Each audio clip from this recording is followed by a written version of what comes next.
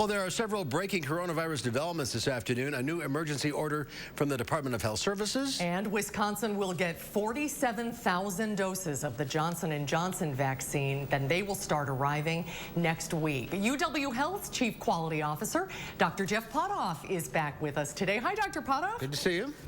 Hey, guys. Good to see you. So this is exciting news. Do you have any idea when people in Wisconsin can expect to start getting vaccinated with this Johnson & Johnson vaccine?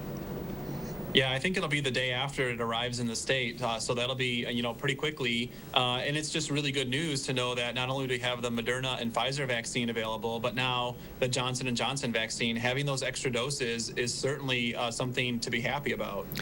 People are still very frustrated, though, trying to get a shot. It's almost impossible for some.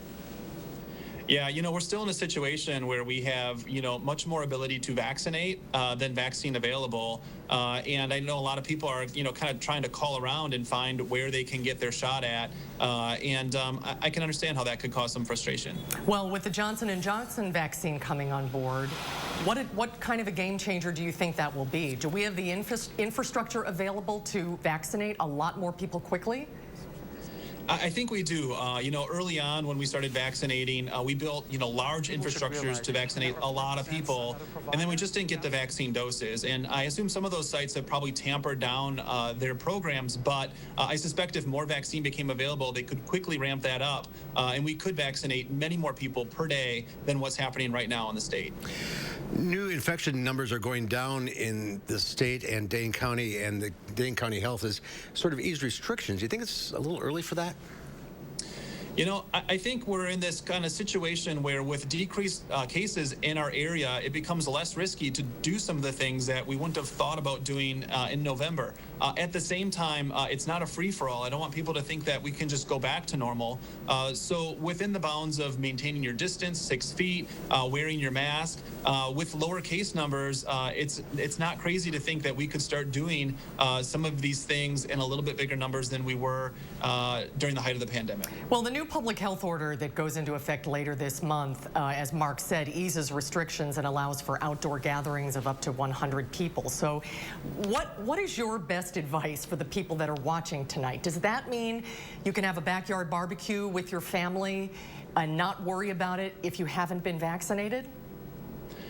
Yeah, I think what it means is that, the risk is lower, but the risk is not zero. So if you don't need to host an event with 100 people, maybe it's better not to do that. If you are going to host that event, the only thing the order allows you to do is have that many people there, but it specifically doesn't allow you to take your mask off, and it doesn't allow you to hang out closer than 6 feet together. So, your backyard is probably a little bit bigger than mine if you can host 100 people and keep everyone 6 feet apart.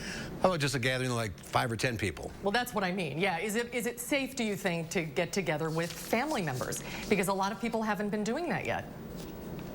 Yeah, I think if you take those precautions that they're talking about, so masking and distancing, safe is a hard word to say. Certainly it's safer now than it was back then. But I think the same guidance applies. If you can do that event outside, that's safer than inside. If you can keep your masks on and keep distance, that makes it much safer than if you don't do those things. But, in general, with less cases in our communities, these things do become a bit safer to do. And the president said this afternoon, now is not the time to take the foot off the gas. Yeah, absolutely. I think, what we've learned through this pandemic is when things start to look a little bit better, we tend to get a little bit aggressive in our reopening. So I don't think we can take our foot off the gas of re-emphasizing masking is really important. Social distancing is really important. There's still a lot of COVID in our communities, and people are still getting sick and dying, although thankfully at a lesser rate. And we really need to keep the foot on the gas on getting those vaccines out there. That is what ends this pandemic. That's really what needs to be our top priority right now. Do we know yet if you can get COVID-19 after you've been vaccinated? Some people do, but we think what that is that 5% number, 95% effective. That means for 5% or 5 out of 100 people aren't going to get immunity from that vaccine and could actually catch it. So it happens, but it's rare. The good news is, though, is that even though you can catch COVID-19, people who are vaccinated don't go to the hospital with their COVID-19 and they don't die from it. So I think we're comfortable with some mild symptoms as long as we have assurances that we're not going to get really sick and we're not going to die. And more vaccines on the way. That's the good news. Doctor, thanks for being with us again. We'll see you next week. Thank you, Dr. Pothof. We appreciate your time so much. Take care, you guys.